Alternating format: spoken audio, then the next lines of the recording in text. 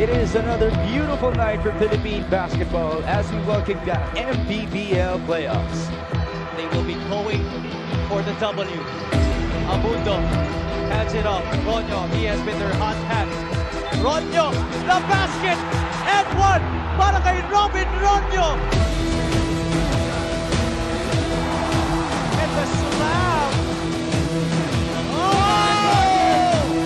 Oh my goodness! The explanation.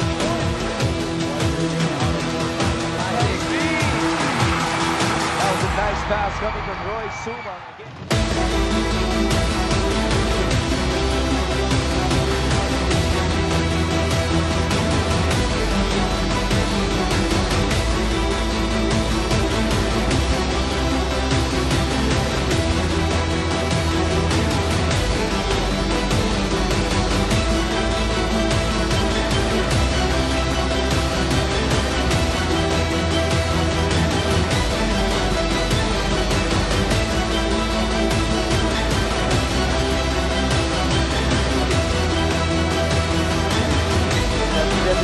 This guy, boy, clear the runway.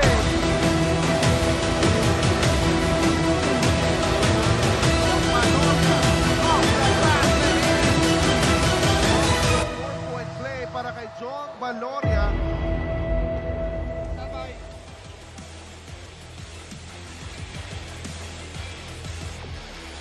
It's the weekend once again, everybody, and we are back here in Zamboanga City for only the second time this season for another exciting set of Mpbl games. This is the 5th season of the Maharlika Pilipinas Basketball League, ang Liga ng Bawat Pilipino playoffs. And today, we will be starting things off with the Iloilo United Royals to be led by that man on your screen, CJ Katapusan, who hit the game winner in their first encounter last Saturday. Later on, the Zamboanga Family's Grand Sardines will be hosting the Quezon Huskers at 8 o'clock p.m.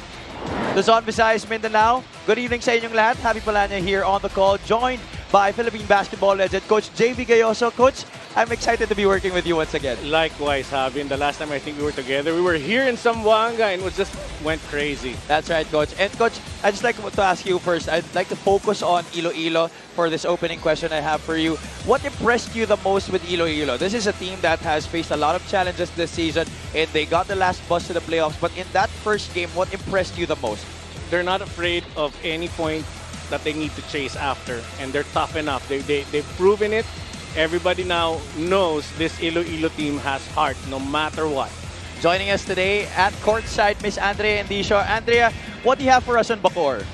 While Iloilo savored their win last Saturday, ang Bacoor naman aminadong nagulat at na-pressure. That moment daw kasi is one good example of nasa kanila na nawala pa. Pero ang sabi nga ni Coach Alex Angeles, although they're on a lot of pressure right now, ang buhay naman daw talaga ay punong-puno ng pressure at ang basketball hindi nakakaligtas dyan. What's important is how you respond to it. Well, with the big blow that they took last game, I'm pretty sure that Bacoor is more than ready to bounce back big time this time. Right, Javi and Coach Davey? That's correct. Well, let's see with their backs against the wall if they will be able to force a Game 3 next Saturday on their home floor. Now, before we dive down into the previous game of the Bacoor City Strikers and the Iloilo United Royals, let's take a look at our playoff bracket. Yesterday, the Pampanga Giant Lanterns were the first team to make it to our division semifinals in the North, and they defeated the Marikina Shoemasters, while the Caloocan Batang Kankalu were able to force a Game 3. The Pasig City MCW Sports were able to force a Game 3 against the Caloocan Batang Kankalu. And today, we will be seeing Iloilo, Bacoor, and later on Zamboanga and Quezon. Let's see if that will be extended to a Game 3. Now, let's talk about some players, key players para sa parehong kupunan na to. Let's start off with Bacoor City's ace player, Jan Nermal. This guy has been turning a lot of heads this season, Coach JV. And he shared scoring honors with James Kwekote in that first game, 23 points in that matchup. Well, first kay Nermal, the reason why I'm so proud of him, he would shoot and oftentimes miss, but he has the go signal to shoot because he plays great defense and contributes in all other aspects. Makikita natin rebounding, five on the first, and that's crucial. And plus his tough defense, he prevents shots from being made. great all-around player. Yeah, and this is a guy who really didn't have an outside shot in his arsenal in years before, but he's been shooting a lot of threes and making a lot of them as well. Now let's talk about the game winner hero of the Iloilo United Royals, CJ Katapusan, at talaga tinapos niya ang laro na yon and gave the victory to the Iloilo United Royals in that game against Bacoor in their first encounter last Saturday. Only 9 points in that game, Coach, but he scored 7 of them in that fourth quarter. Oo, napaka-crucial. That's the shot that really rocked the world of the Mpbl. Talaga naman everybody tumahimik. Si Commissioner nga tumayo, talagang shock everyone. Great shot for Katapusan. Now let's talk about that first game. This was perhaps one of the greatest games that we've had this season, and that's a lot to say because this season has seen a lot of upsets, a lot of surprises, but this one definitely won for the books because that was won till the very last moment. And this was a game where Bacoor squandered a 23-point lead. They were up by 20 at halftime, and come the third quarter, they started out well until Iloilo caught fire.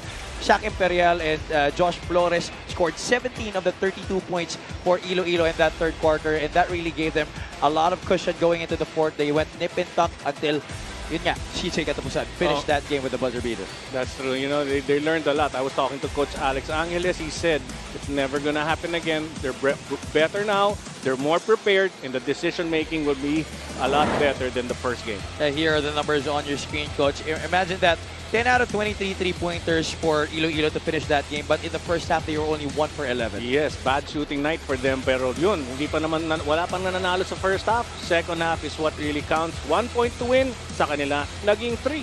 And another thing is the points in the paint area, Coach. Bacoor City is definitely the bigger team on paper, but Iloilo was able to score plus 10 in that department. Mpbl ended up with Player of the Game honors, top scoring with 12 points and 4 rebounds. Now let's talk about our player matchup for this game.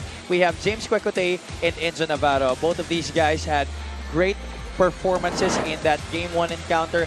Navarro had 16 points and 14 assists, while James Quecote shared scoring honors with Jan Hermal, 23 points and had a lot of big-time shots. Unfortunately, Iloilo just really came up with that victory. Talk to us about these two players, Coach. Ito, makikita natin the contribution of these guys. Maaasahan talaga. You know that there will be the guys being asked by their coaches to really score.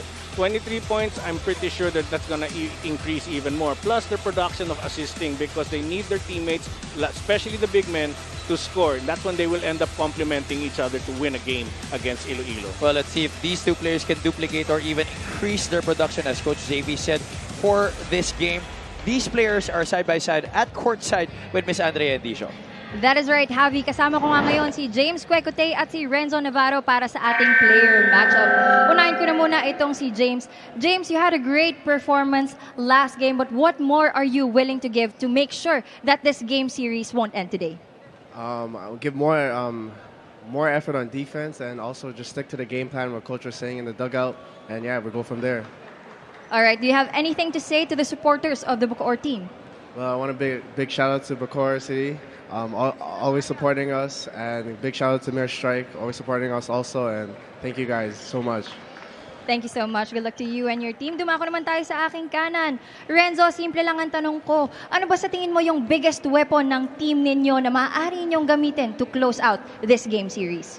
Yung hunger namin as a team kasi we haven't been in this situation before. So winning this game gets us to the farthest that this team has ever come.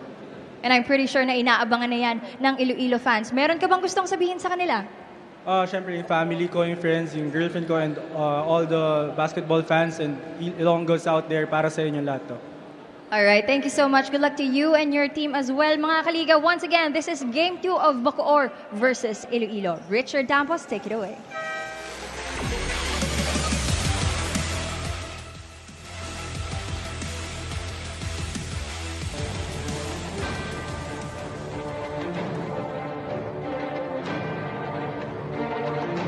Tedes, Mayor Vitaliano Agan Coliseum, Barangay Tetuan, Zamboanga City. This is the Nexus 88 Gaming Manny Pacquiao's Mpbl Season 5 Playoffs. Presented by Extreme. It's game 2 of the best-of-3 quarterfinals, with Iloilo leading the series over Bacoor to 1-0. Time to meet the starting lineups from both teams. First, the Iloilo United Royals.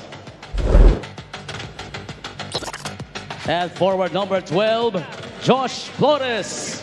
Starting at guard number 18, Andre Armenion. Guard number 25, Renzo Navarro. Forward number 27, Omar Larupay. Center number 29, J.R. Ongteco. Their head coach is MC Abolucion. His assistants are Mac Kuwan, Ethel Tacorda, and Japs Kuwan. The team owners are father and son tandem of J. Habelosa and J.J. Habelosa. Now, starting for Bacoor City Strikers, Feelbed.com. Playing center number 3, the Iron Claw, Mike Cañete. At guard number 9, Aaron Heruta. Forward number 15, James Quecote.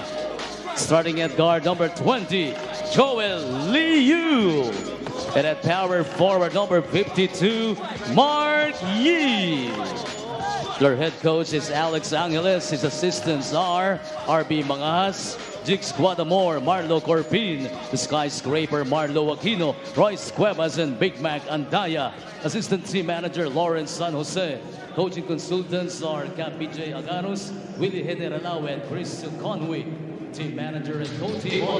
Our starters for this ball game between Bacoor and Iloilo. Aaron Heruta will be reprising his role at the starting guard position to be joined by Joel Liu. Mike Cañete is back after sitting out game 1. Marky and James Quecote round up the starters para kay Coach Alex Angeles. Kabilang paling naman the same set of starting 5 as in game 1 para kay Coach MC Abolucion. Enzo Navarro, Omar Larupay, Andre Armenion, J.R. Ongteco, and their top scorer for the season, Josh Flores. Thank you so much for joining us today, ladies and gentlemen, for the continuing coverage of the 5th season playoffs of the Maharlika Pilipinas Basketball League. This is Abby Palanyat, joined by Coach JB Gayoso and Miss Andrea Endicio. The opening tip goes to Bacoor, but Quecote loses it, and it falls in the hands of Iloilo. Javi, earlier I was telling our directors na kinakabahan ako only because everybody was talking about this game. All the expectations and everything that came up short and just unexpected for people watching. To talk about expectation, Coach, everybody was saying that Bacoor would breeze through this series, sweep it right away. In fact, Game 1 should have been a dominant victory. It already showed in the first half and at the start of the third quarter, but then Iloilo just came out of the gates hot during the latter part of that period, scoring 32 points and limiting Bacoor, the best defensive team in the league, to just 9 points. And for me, that's the best thing that could ever happen to our Mpbl playoff games. Unexpected endings. Ito nga, napakaganda. The sad part about that, or the scary situation about that, is you woke up the sleeping giant in Bacoor, made them realize, oy, you have to play full court basketball from start to finish. And like what we always say, you know, the regular season, that's already behind you. The playoffs is a whole different story. And like what Coach Alex Angeles said during one of his interviews during that first game, as Ongteco puts the United Royals on the board, that the seedings don't really matter. If you're 1 or 8, it doesn't really matter anymore. It doesn't really matter talaga. Numbers don't matter. Parang love relationship. Young or old, wala sa edad yan. Wala sa numero. Age is but a number. Yes. It's like Marky, who has been aging like fine wine, continues to be a force here in our league, one of the living legends, if I must say, of the Mpbl.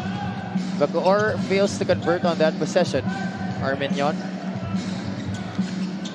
tries to attack the double team. Looks like there's going to be a foul. It's going to be off ball, and it's going to go against Joel Liu. Let's take a look at this assist brought to you by Nexus 88 Gaming. Lorenzo Navarro, 14 big assists in that Game 1 victory. And that's the great thing about that, no? Yung points in the paint nila, napakataas. Ang laking bagay kasi, including their fast break points, they did not win this game because of multiple number of three-point shots. But yes, they got back to the game because of their points in the paint. Liu scoring. Sidestep beauty right there by the former FEU Tamaraw, my former high school teammate Joel Liu, scoring on the break. And there's another foul here called against the Strikers. Number 52, Well, lucky for Bacoor, marami sila talagang talent in their lineup. That they, give up those fouls, easy to replace. But here we see that replay, great penetration, sidestepping there. Liu. Yeah, whenever he gets on the left, that's always been his strength. And there's going to be an offensive foul, this time called on Iloilo. Number 27, Omar Larumay, that's his first. I'm happy to see this game live. I didn't want to watch it on TV because I can hear, here we see that illegal pick being set on Liu. I can see now Iloilo does not have any sign of fear or intimidation against Bacoor. That's correct. They really look unfazed and really ready to go to battle here. And you see early on the intensity already. That's right. I did cover the first game as well. And just watching it, I'm already experiencing that kind of fire from both squads. But ngayon, seeing it live and covering it with you, this is a whole different story. Totally different. Nagkaroon ng kumpiyansa. Ooh. A turnover right there from Marquis. Pass couldn't be received well by Joel Liu on the baseline. Score is 5-2 in the early goings of this game. Over 2 minutes gone by here in the opening frame. Alam mo, Javi, tendency talaga mas matindi ang pressure ng Bacoor because they have to prove something that yes, we became number one for a reason and they just have to execute properly. Tulungan na lang sila and lessen those errors and just play tough defense against a fearless Iloilo team.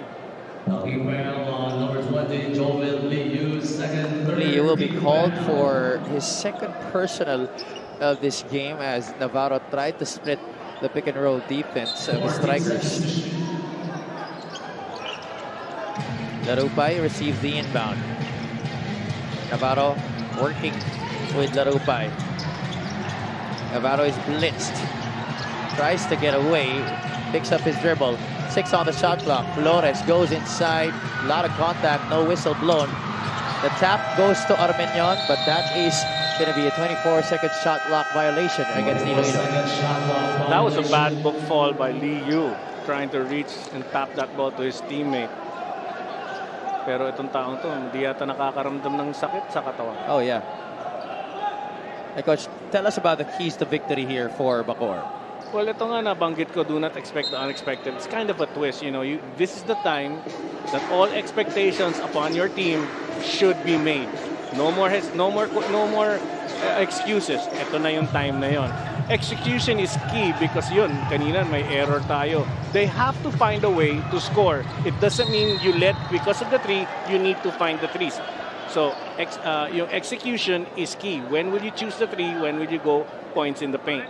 And our final is a three-point shot can win games or lose games. Dito sa scenario ng Bacoor, they lost the game because they pressured themselves to try to make the three entering the third quarter. Habang winning shot, katapusan, made that winning shot. It's good for you if you use it properly, ang three-point shot. If you don't use it properly, it can kill your game.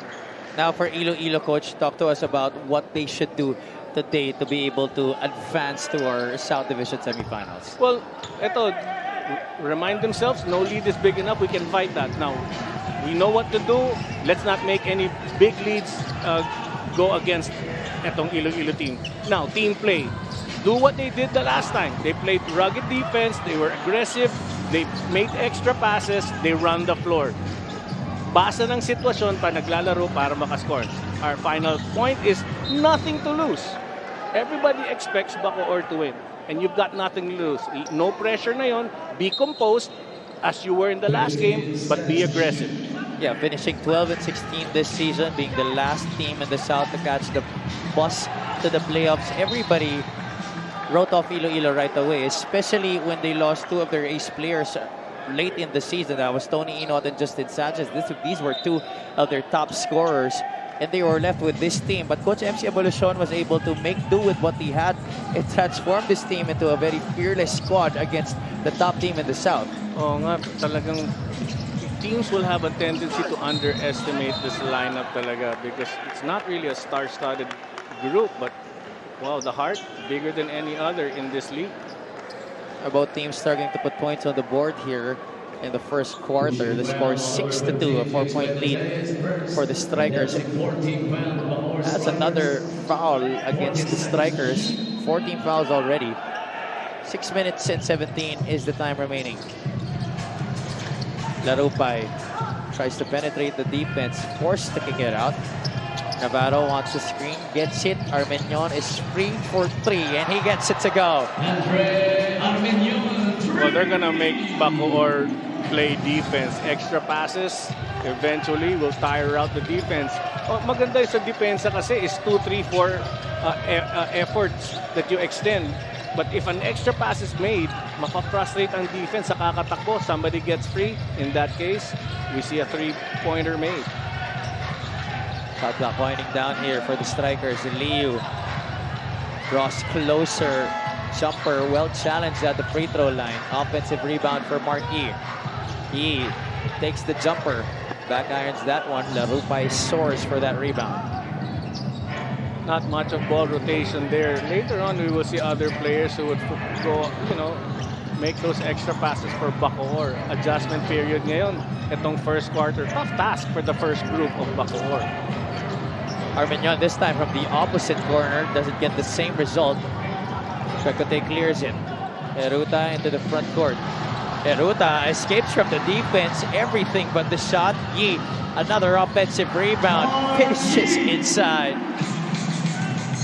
I need to remain silent when Marquis operates because, tried and tested for many years. He will go for those offensive boards and can score.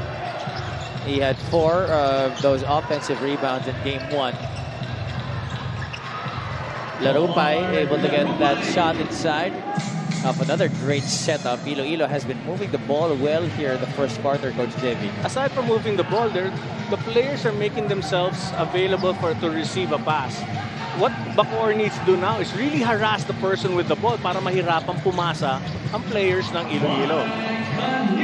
Push shot by Mike Cañete is down and through. This is the guy that they really missed during that game 1 encounter. One of their constant contributors this season, averaging 9.6 points per contest. At sa ngayon, 3 points si Cañete. Oh, Liu speeding, beats everybody for those 2 points. And that forces the hand of Coach MC Abolucion to fall his first time out of this game.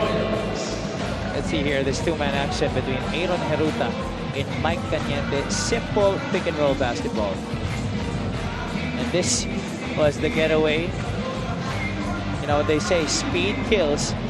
And that's something I've seen ever since our high school days. Joel Liu finishing on the fast break. 3 minutes and 56 remaining here in the first.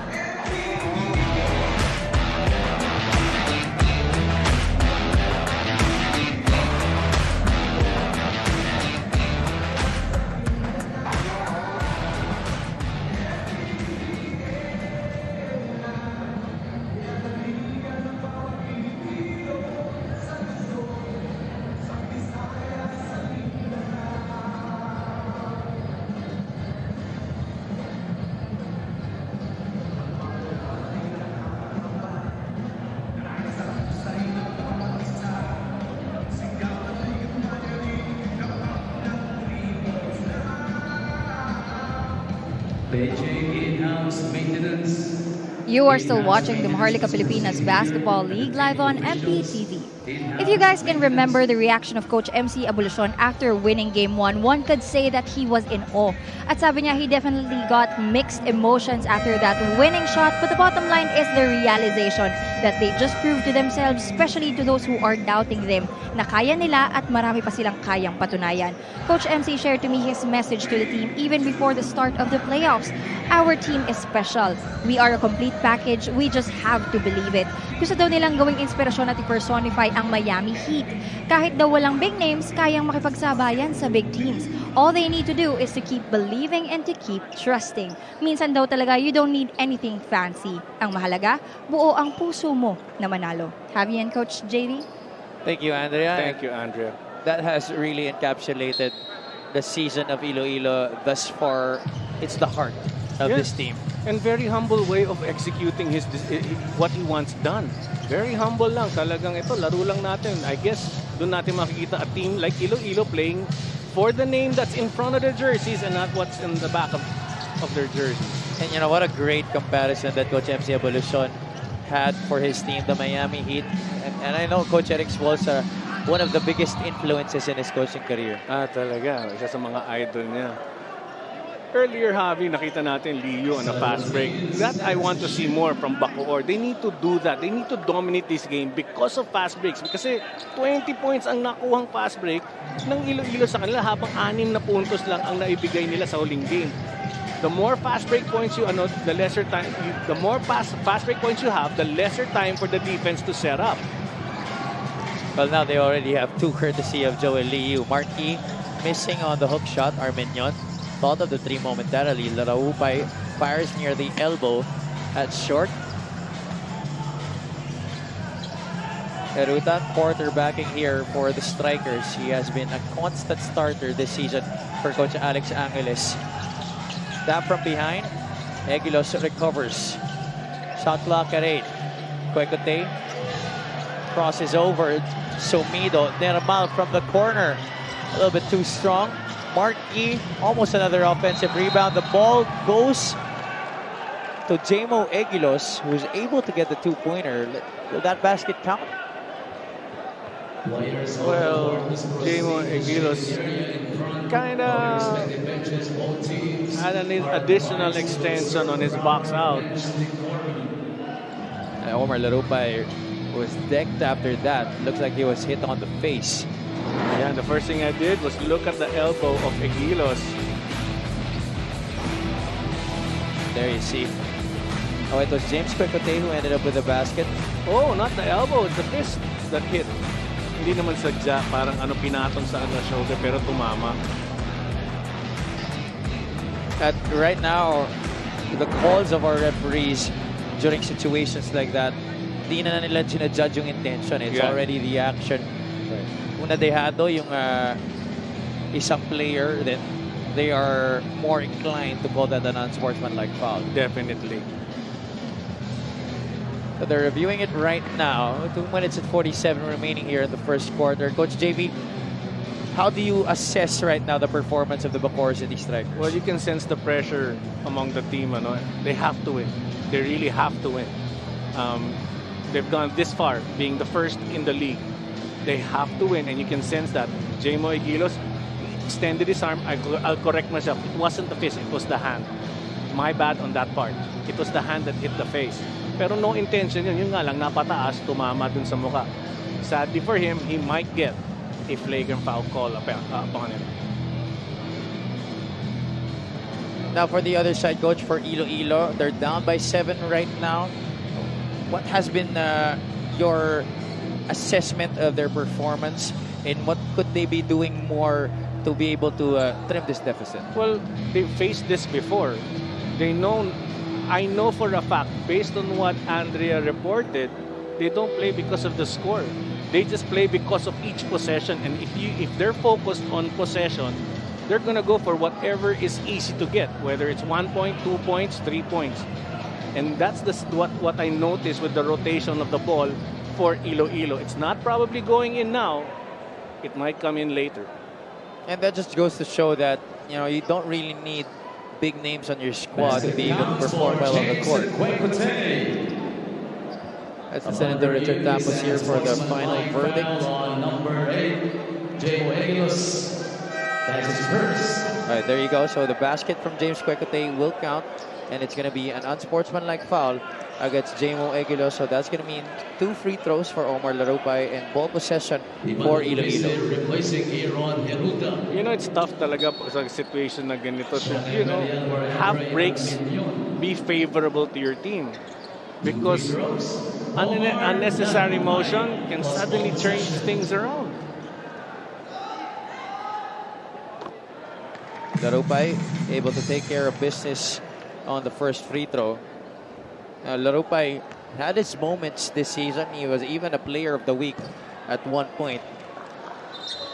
And he really benefited from the departure of Justin Sanchez, because it was really Sanchez who got the bulk of the minutes at that position that he plays in, the 4 and the 5. But when Sanchez left, he transformed into a great contributor. He was just known as an energy guy, but he proved that he could also score points. He can score points, play defense. He can be actually a thorn on someone's back, and that's irritate. That if he can irritate someone, wow, that's tough to, to focus on the game. Kind of like a Calvin Abueva.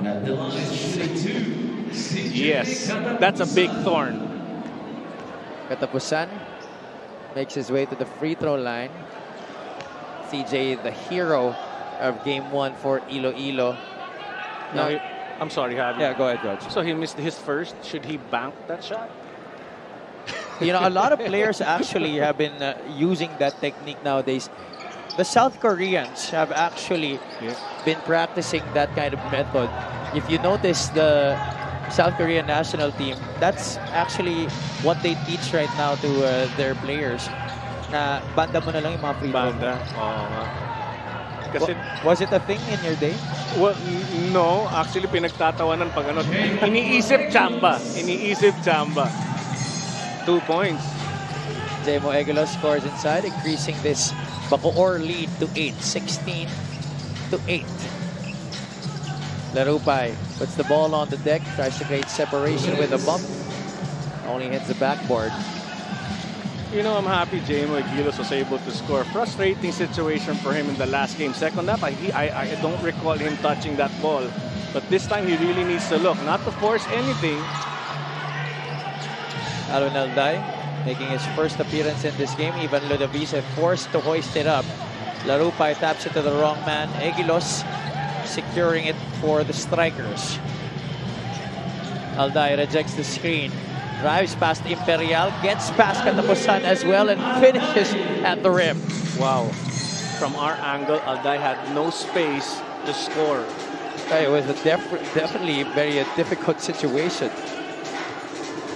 Imperial, one of the top scorers for Iloilo in game 1. CJ Katapusan from top of the circle. Well, Jemo Eguilos helped out on defense. No weak side help to cover the 3 of Katapusan. His first 3 points. That's already the second 3-pointer of the game for Iloilo. And we're just in the first quarter. Remember, they only had 1 in the first 20 minutes in game 1 as Eguilos continues to assert his dominance inside the paint. 4 points for him, and they should not forget him the entire game, because his presence felt inside will clog the defense of Iloilo in the painted area, leaving his outside shooters to score. And Jemo Eguilos is a willing passer. There's another foul called here against the strikers. It's going to be, I think, Aljan Normal.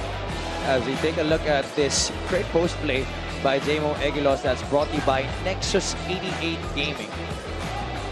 Look at that, up and under against CJ Katapusan. Coach, many people forget how much of a good player Jemo Eguilos is in the league because of the injuries he's been in. Right, that's true. Alam mo, he's overshadowed by the great players that he gets to play with. The outside shooters, the quick runners. He's simple, great footwork inside. The thing that people need to realize is the reason why teams get him, because he is a great post-up presence for any team. And sometimes nakakalimutan ng mga teammates yun. What's your opinion on players right now that primarily work in the post not being considered anymore by a lot of teams because we now play a lot outside? And then aside from that, a lot of the big men right now shoot the 3 as well. So you have to step up on your game. It's evolving. Especially when they play zone, he needs to have a pretty decent perimeter shot. Etong si Jemo. Nunez missing on the left-hand corner. Fresh off the bench. There's a About a 2-second differential between the shot clock and the game clock here. Ludovice being defended up top by Mark. Ludovice loses it, recovers it. Kick out Chito Jaime. He's a dead eye, barely grazing iron. 2 seconds. There's still time here for Iloilo. At Mpbl failing to catch that basketball, and that marks the end of the first 10 minutes of action here between Bacoor and Iloilo. May konting gulo tayo doon. Coaching staff ng Iloilo calling for a double dribble on Ludovice.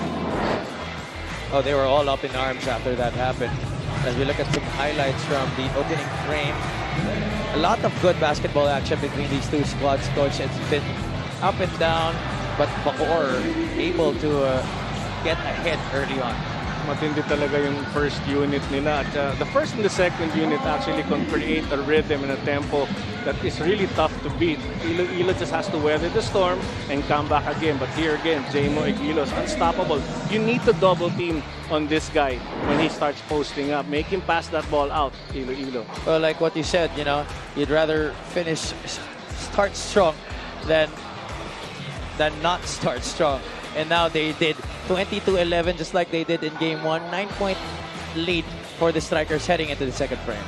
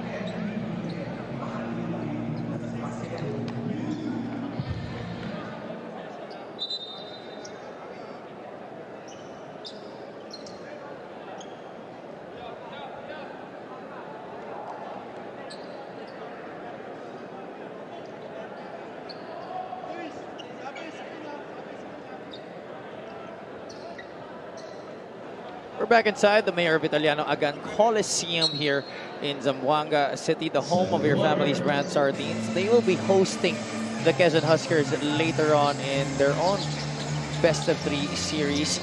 But now we have the Iloilo United Royals trying to make history here as the first team to ever overcome a #1 seed in the first round of the playoffs. First quarter field goal story on your screens, 50% for the Strikers and only 4 out of 14 for Iloilo.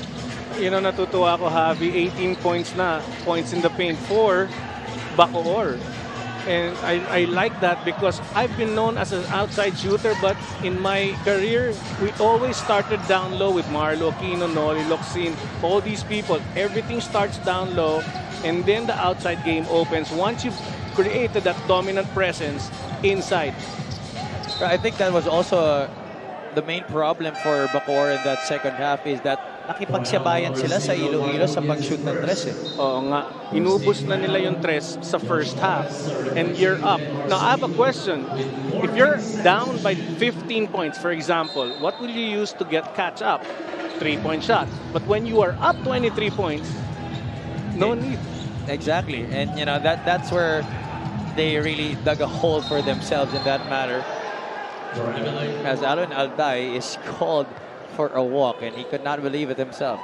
Of course, what I've mentioned about the 3-point shot, situational, because sometimes from start to finish, teams just find other guys who continue to throw that rainbow shot.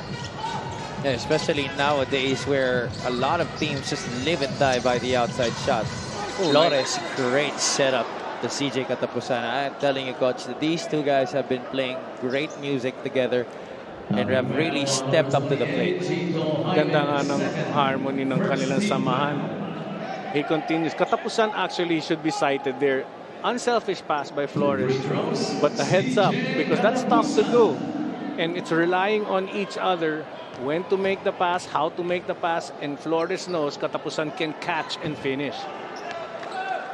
Back in your day, Coach, who were the memorable duos that, you know, were for you really fun to watch and maybe even play with? Two-man game situation? Wow, a lot. Benji and Ronnie. I had a couple of teammates who played well. Sonny Cabato and I had a good tandem on our pick and rolls, and wow, it's just too many different styles. I'm sorry for putting you on the spot. No. Yeah, I just really wanted to find out. Yeah, wow. Alday, meanwhile, missing badly, but look who's there for the offensive rebound. Mr. John Normal cleaning up the mess. Another point in the paint. Offensive rebounding, very aggressive on Bacoor. I'm glad they've lessened the outside shot. And this shows everybody watching that Bacoor can win a game or lead a game without taking those threes. High quality basketball, high percentage.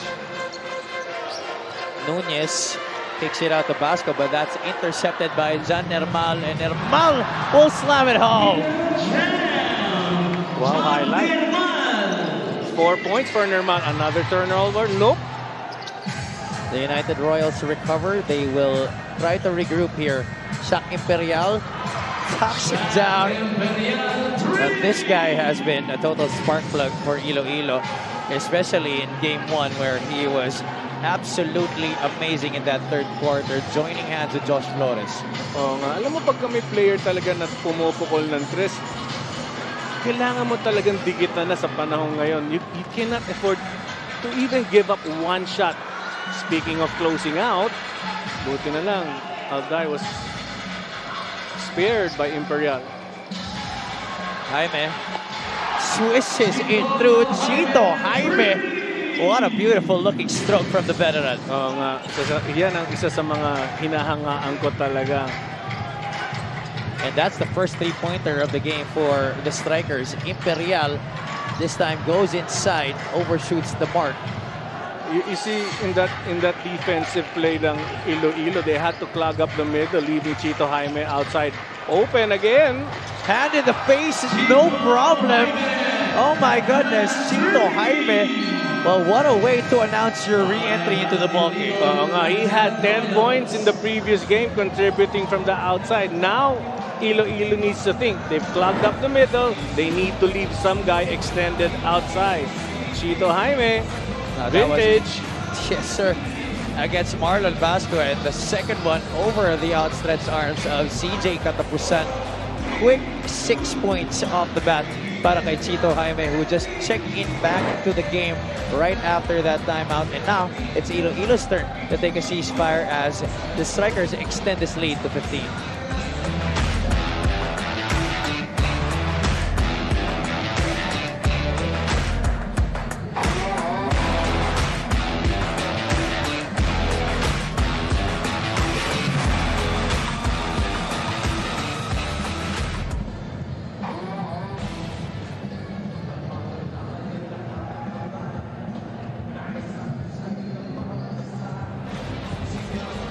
Take a look at this move, the slam dunk, the jab for Mr. John Normal, breaking away from the defense after that steal. That's brought to you by Nexus 88 Gaming. Now, let's turn you over to Ms. Andrea Endicio, who has a report on John Normal. For Coach Alex Angeles, what happened to Bacoor is a wake-up call. A reminder na dito sa playoffs, equal footing ang lahat. The elimination round is already history. The playoffs is a new challenge, a new journey to take on. But what Coach Alex noticed in the previous game, nakipagsabayan daw sila sa offense, which is not the kind of basketball kung saan nakilala ang Bacoor. So now they're aiming to go back to their identity na nagdala sa kanila sa #1 spot sa elimination round, which is focusing on defense. Dagdag niya, malayo daw talaga ang preparation nila for today compared to Game 1. If their outside shots aren't working, ready na daw sila ngayon to add more flavors to their offense. In the words of Coach Alex, marami kaming bagong putahing baon at sisiguraduhin namin hindi kami mauubusan. Back to you guys. Thank you, Andrea. Well, Coach Alex Angeles has always been known to be a coach that is not afraid to incorporate new things into the way they do stuff on the court, especially after that loss when their backs are against the wall right now. As Katapusan hits it out of the timeout for Iloilo. The great thing about Coach Alex, based on what I've seen him do, he will come up with plays. He will come up for things to do that he fits well for the material he has in his team. He doesn't waste anything. For example, if you don't have a group that can shoot from the outside, why force that play to happen? He knows what to do with his material. Katapusan off of the turnover by Bacoor barges into Ivan Ludovice, and Ludovice thought he was able to draw an offensive foul. Unfortunately, our officials think otherwise. If Ludovice continued defending in front of Katapusan, maybe he would have had the chance to tap that ball before the final finish. But of course, everything is decision making in a split second. So he he thought that would have been favorable. Sadly, tinawagan siya ng blocking foul. Yeah, that's the thing about basketball, you know, it's read and react, and tama ka, coach. It's always a split-second decision. You know, no matter how much you try and prepare for something, it's really the amount of reps that you put in that make you unconscious about what you do. Tama ka doon. Pero great attack by Katapusan. Katapusan able to drain his free throws. 8 points. Yeah, 30-19, and that's already nearing his total from the first game. James Pecote working against the zone here of Iloilo. Chito Jaime, will he make it 3 straight? No good. Nermal tries to snatch that rebound out of the sky, but Navarro gets it. Former San Sebastian Stag into the paint, overshoots the layup. Liu leads it for Bacoor. Jaime, one fake inside, kissing it off the glass. Well, Chito Jaime, twice from the 3, 1 down low. 8 points now in the game for the former Zamboanga Family's brand sardines player. Sort of a homecoming for him today, actually. Oh, no, good quality minutes for him. I really like the way this guy plays. No wasted effort whatsoever. Simple lang, get everybody airborne, finish. And that's the reason why he's been able to carve out a very long professional career. Pecote back inside. Mike Cañete, who has always been a very steady post player for Bacoor. Now very aggressive here in the first half. And he's scary. If he's down low with that momentum, ready to bang, I'd move out of the way. Then again, yung binangga niya, taong bato rin. Cañete was already a long-time player for the Strikers, but then found greener pastures in the PBA to play for the Meralco Bolts. But now he's back in harness for Mayor Strike Revilla and Sir Dennis Abella, were, I'm sure, both very happy to have him back. Oo naman, shout out to Mayor Strike, Ma'am Shay, good evening po sa inyo. Happy birthday pala kay Vice Mayor Dodot Jaworski and kay Sir Eds Fajardo ng 3B Daddy Sambinyan.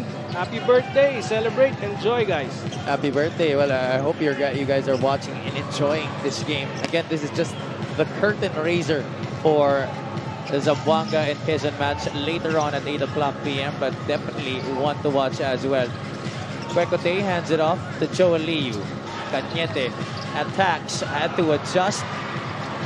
Flores loses it. Nermal, bullets a pass. Marquis couldn't handle it. Hot potato falling out of his hands, and it will go to Iloilo. I think Marquis felt Nermal had the shot. Didn't expect that drop pass, but unselfish play.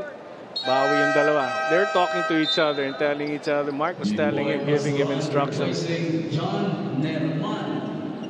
Yeah, a lot of these Bacoor players, actually all of them, have really been praising and have been talking such great things about how Marquis is such a good influence on their careers. You know, not only in their careers actually, but also off the court, yung mga habits nila, how they eat, right, and how to take care of their bodies.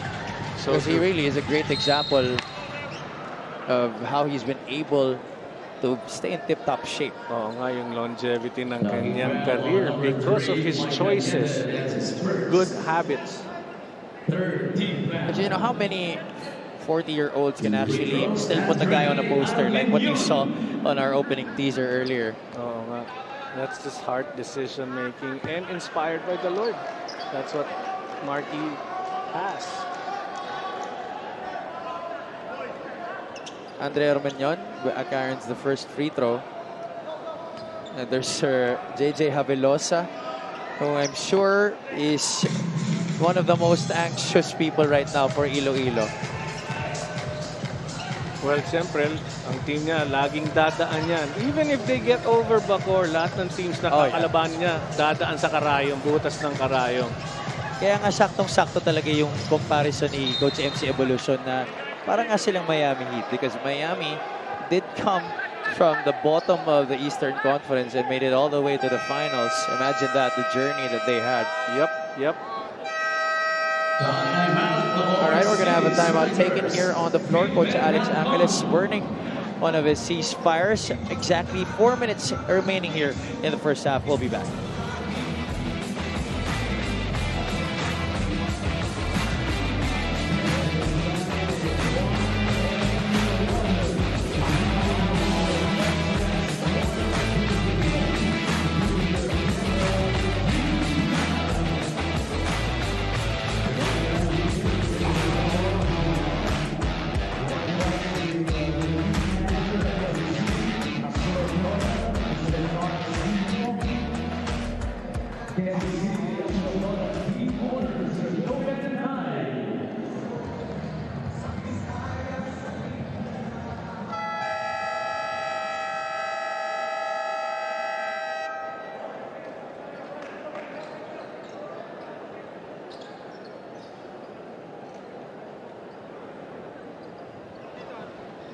For premium experience and exceptional stay, do check out Boracay de la Ia, the official hotel and resort of the Mpbl.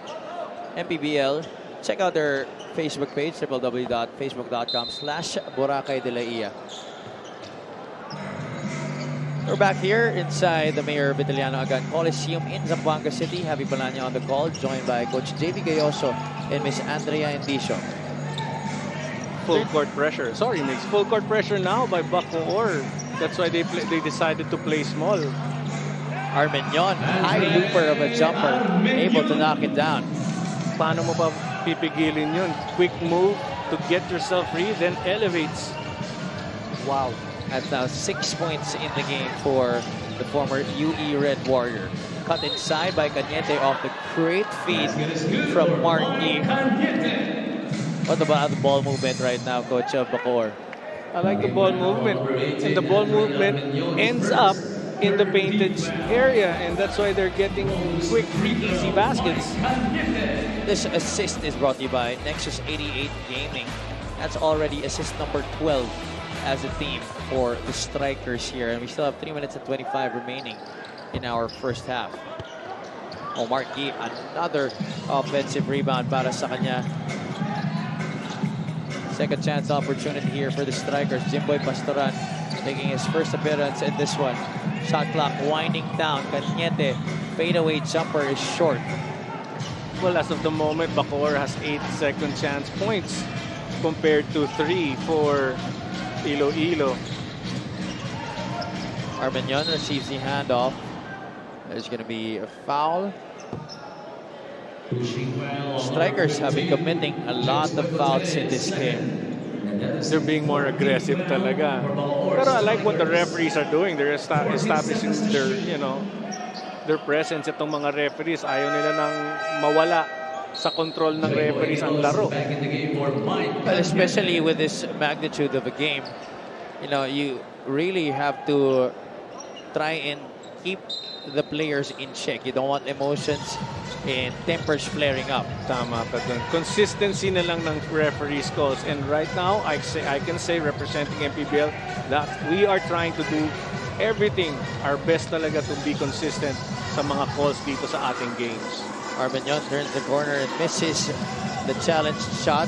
Navarro from the corner. Oh! That's going to be a foul against Jimboy Pastoran, and that will mean 3 free throws for Lorenzo Navarro. I have this fear of situations like that because when I used to foul a three-point shooter, I can recall my coaches yelling at me. I can't say the words on air. It just... I'm sure because you played for a lot of fiery coaches. Yes. Especially the living legend himself. Right. Robert Jaworski. Yes. He has a way to get into you. And you know how they say that fouling a jump shooter is one of the cardinal sins in basketball? More so if you foul someone from the three-point area. Right. Kasi all you have to do is challenge and pray that your presence there can change his shot. But to foul him, giving him a chance, and in 9 seconds pa ng possession nila. So he was actually rushing that shot. Yeah, it's a very deflating situation when you do that because you already have been playing excellent defense. And then to have that happen, you're gonna have to defend once again. Pero 3 free throws nga yung ibibigay mo. Bail out bigla, ano? Tinulungan mo pa. Yeah. Hirap nga, no? And I really can't get mad on air to somebody like that kasi I was brainless once upon a time and I did the same mistake a lot of times. So now you can say, Coach, mindful ka na? Well, right now, I'd say I'm not playing anymore to do such a foul again. I just stay away from the court. Well, you know, you coach kids and you coach players. What do you say to them when these kinds of stuff happen? Well, my instruction to all my players, never jump to try to block a shot. Why? If they're fouled, if it's an outside shot, just be there to challenge. And I get mad at them. Just be there. That's good enough defense. Challenging. Giving them a foul, a chance to get another point from the line is a no-no. So we pray that we miss. And then if they make the basket, we play tougher defense in the end. Let the shots of your opponents inspire you to play better defense. I like that. Thank you. I don't think I've ever heard that before. Oh, that's because I used to feel that way pagka nakashoot sa akin. Talagang sasakalin ko talaga yung depensa ko. Sorry, Coach. I've never seen you play before. Were you a good defensive player? In your own personal, honest opinion? I was a better player in the amateur. In the PBA, no, I became a role player. Pag sinabi sa akin, pigilin mo yan, I have to find a way to stop. So it wasn't really, sadly. But I learned from the best, Rudy Distrito. Oh, yeah. Well, you know, our security chief who really regaled us with a lot of his stories back in his playing days. And, you know, we continue to enjoy that, especially in out-of-town games. Masaya rin siyang kausap. Meanwhile, Coach Alex Angeles decided to challenge that foul that was called on that three-point shot by Enzo Navarro. Unfortunately, our referees deemed it unsuccessful. That's why Navarro is on the line for 3 shots. And what they did actually check out was the extended leg of Navarro causing the contact, creating the contact. Navarro missing on the second free throw, so for 1 out of 2 from the line. 2 out of 3 for Enzo Navarro, bringing his team to 11 points down against Bacoor City. Bacoor so far only with 2 points in this game, but he does have 5 rebounds. Egilos far from his comfort zone. Well, ngayon dead ball muna tayo. Let's give a great shout out to Ms. Gianna Lianes, one of our courtside reporters, and Vince Tolentino of the Iloilo United Royals, who are both watching right now. Wow, I can take this opportunity to just make fun of them both and ridicule Gianna and Vince. Well, you know, we're very happy that Gianna is back, reporting once again on the sidelines. You know, Gianna has been with the Mpbl since the start. Yes. Becote able to dial it down from the outside. That is his first 3-point conversion of this match. Navarro working against the defense of Joel Liu. Armenyon. Oh, there's going to be an offensive foul called on Navarro, to the delight of the Bacoor City bench. Well, you see him ready to attack, prepared. Here you see. Ooh! Yeah, he barges in there to Jimboy Pastoran as he made that handoff. Good intention, bad execution. Do it again, but find a better way to execute that play. You also saw that three-point shot of James Quecote. As another foul is called, this time against Iloilo. It's going to be on CJ Katapusan. I'll finish what you were saying about Quecote. Yes, he did take a three. For me, his basketball abilities will be better if he can mix outside shooting and great penetration. Once he's mastered the two, then it's going to be tougher to defend. Well, he's always been known to be a very talented scorer. You know, the problem right now, it was his readjustment into the Mpbl game. Obviously, in college, he was a tough force, but he had to adjust to the physicality. And alam mo naman dito, Coach, I'm sure, coming from you, you would know that if you are a talented scorer and you are very successful at penetrating, you're going to have a hard time of doing that continuously because a lot of the players inside will try to rough you up. Tama ka dun. In this situation, because basketball has evolved, he needs to learn how to move without the ball because he can actually leave his man with his quickness and get himself free and finish. Pero nagustuhan niya yata yung dribble first rather than move without the ball. Now a 16-point lead. This is the biggest advantage of the game for the strikers. Larupay fade away one-hand shot did not work para sa kanya. And now the strikers have the opportunity to extend this lead further. Wow, what a great matchup. Basco, Egilos, one-on-one. Oh, give and go right there. Viloria gives it to Jmo Egilos. Unfortunately, there's going to be a travel called against Egilos. Because you want that to happen, the two-man game to be successful. That changes the defense of Iloilo. Sadly for Egilos, took extra steps, lost the opportunity. Shaq Mpbl trying to break free from the defense of Viloria. That is going to be another offensive foul. This time it's against Andre Armenion. That's two straight offensive fouls on two straight offensive sets for Iloilo. Armenion beat his man. One thing I learned and I can share is that once you beat your man, put yourself in a position that your man is behind you. But if you leave him, you beat him but allow him to stay by your side, that happens. Yeah, nowadays they call that caging your defender. There you go. I'm glad you taught me that term. Viloria airballs the shot, but good thing Jmo Egilos is there for the offensive rebound and the stick back. What a great game so far galing kay Jmo. 8 points for him. Larupay penetrates, kicks it out. Marlon Basco. Wow. This guy has been quality off the bench for Coach MC Evolucion. Imagine hitting two big three-point shots for Iloilo. Yes. Last game. And he was the one who gave Retong Bacoor problems with his outside shot.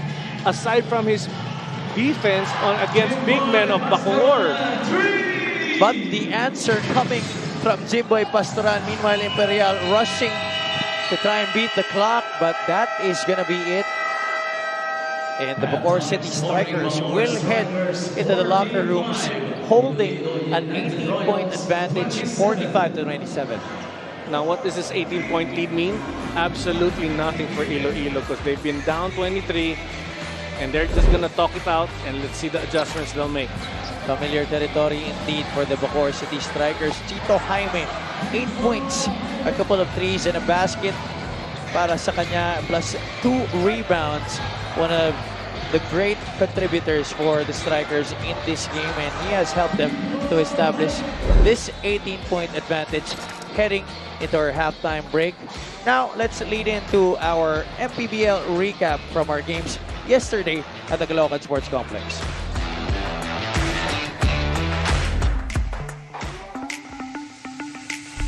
Hello again, MPBL fans, and welcome to MPBL Recap. This is Mix Gomez alongside Coach Mike Perez, and let's talk about our games today inside the Caloocan Sports Complex. Beginning with Pampanga versus Marikina in game number 2. Coach Mike, it was Balti Baltazar again reigning for the Giant Lanterns. Well, just at the right time, waking up after that very dismal. I guess dismal because the number of points produced in that game was pretty low, very low on his averages. But if you look at in this game today, double-double again. It's what, 22 points, 11 rebounds to go with. Ang impressive dito is yung 5 assists that he dished out for this game. That's coming off the bench for Balti Baltazar, even though with the absence of Encho Serrano for Pampanga, they were able to perform very well. Arvin Santos again drained that last 3-pointer to end the matchup. But talking about Marikina, we were able to highlight Mark Atabay, who shot the ball a lot better here in game number 2. Yeah, it's crucial. Yung naging contribution ni Mark Atabay in this game. It provided a different look defensively para kay Balti Baltazar. Balti loves to hang out in the shaded area, not going out on full closeouts. And Mark Atabay just took advantage of that and took those shots from the outside. He had 16 points and 13 rebounds, actually a double-double also for Mark Atabay in that game to go with 4 assists. So did he do up to par with how Balti did? He did, but they really just lost the game. The shooting, by the way, for Mr. Atabay was 8 out of 15, better than 50% from the field. But now we have to talk about the main event. Another close affair between Pasig City and Caloocan. The best player was big shot Robbie Manalang. Well, before anything, nanalo dito yung mga fans because we're extending this game into another series. But how about Rob Manalang? The moment that we thought that it was Kenny Rocacurva was going to bring the team home, it was actually Robbie Manalang who responded and took that cudgel from Kenny and took on the game and finished it off for the Pasig team. Well, you described the big three for Pasig City with Kenny scoring 12 in the third frame, Robbie Manalang scoring 10 in the fourth quarter, and the dagger came from Ryan Costello. But if you're Caloocan, what do you want to see from them in game number 3? Well, they just got to continue with what they've done since the first game. Is this a bad game for Caloocan? I don't think so. This is just a good game. They really just run out of time. And so you have to go back, make little adjustments, tweak it, and so that at the end of game 3, hopefully it's them that advancing into the playoffs. Well, again, that is basically our closest series so far in the MPBL playoffs. So we thank you for joining us in Caloocan, and do watch out for more playoff games Mondays, Tuesdays, Fridays, and Saturdays. My name is Mix Gomez alongside Coach Mike Perez for your MPBL Recap.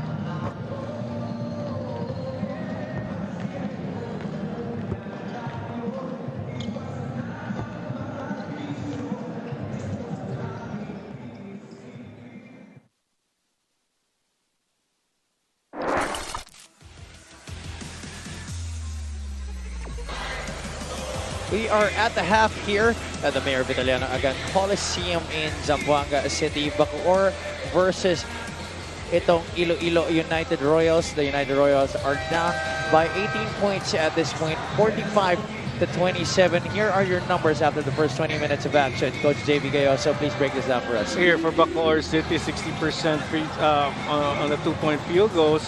Napakataas para sa kanila. Second chance opportunities, 10-5, favoring Bacoor as well.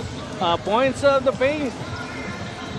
Out of turnovers pala, from turnovers, 13 points, causing 7 turnovers. Itong Bacoor, 6 points naman from 9 turnovers caused against Bacoor, excuse me. Fast break points, 10-2. Nauuna yung mata ko. Sobrang daming kape, sarap sa halftime. But you know, this is what's different right now for the strikers. They really have been going to their strength. And kumbaga, back to basics sila dito para kay Coach Alex Angeles. They have really been using their depth in the front line against the smaller Iloilo United Royals, scoring a lot of points inside the paint and also bringing the action to the front court in terms of fast break scoring because of their defense. They are, after all, the second best defensive team in the league this season. As we look at the leading scorers for the strikers, Egilos and Chito Jaime with 8 apiece, while Cañete and Quecote combining for 10 points to lead the charge for the boys of Coach Alex Angeles. Meanwhile, CJ Katapusan already almost eclipsing his total from the last game, 8 points so far to lead Iloilo. He's backstopped by Andre Armenion and Marlon Basco, who had a single 3-point shot in that first half.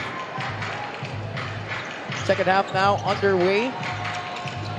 Alam mo, Javi, kung sa first 2 games natin dito sa playoffs between these two teams, kung matatapos ang game sa halftime, laging panalo ang Bacoor. First game, nanalo ang Iloilo. Titignan natin if Bacoor can maintain this lead and beat Iloilo to push a third game.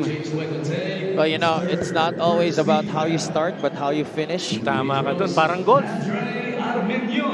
Ganun ba yun sa golf? Oo, it's I not. don't play golf, so I don't really know about that. Ang sabi nga nila, it's not in the drive, it's in the arrive. Oh, I like that. And now let's talk about the keys to victory. We mentioned that already in the first half, Coach JV. Let's give an update about how both of these teams have been able to do these things during this game. For Bacoor, Coach, their first key to victory for the strikers was do not expect the unexpected. Oo nga, at least ginagawa na nila. Everybody expects them to run the show properly, professionally, and doing things right without forcing the issue, and they've done that. That's why they have this lead. And the second, execution is key. So far, they have had 13 assists in this game. Yes, the passing is tougher to defend. And extra passes by Bacoor, they get easy baskets in the paint. And the third, for Bacoor, the 3-point shot can win or lose games. Yun. They've lessened their 3-point shot and they have a 18-point lead finishing the half. What does that say? Get your points any way you can. Be dominant in all factors. And when the door opens for you to take those threes, take it. Sa kabila naman, Iloilo, your first key to victory for them was no lead is big enough. Oo nga. Nakita natin, down by 18, that means really nothing. And we ended that the halftime by me saying that. Your second was team. And they're playing as a team. They just maintain what they did from start to finish since the first game. And let's see if it will work again for them tonight. And the last, nothing to lose. Nothing to lose. Everybody nga expects Bacoor to win because they're number 1 and Iloilo is number 8. So they've got nothing to lose. Everything favoring them. No need to be pressured by any lead. Just play great basketball. Markey in and out on that jumper. Back in again. And that extends the lead to 21 points. This is the exact same thing that happened in Game 1. Bacoor was able to extend their 20-point lead. But Iloilo, will they have a big fight to show for here in this third quarter?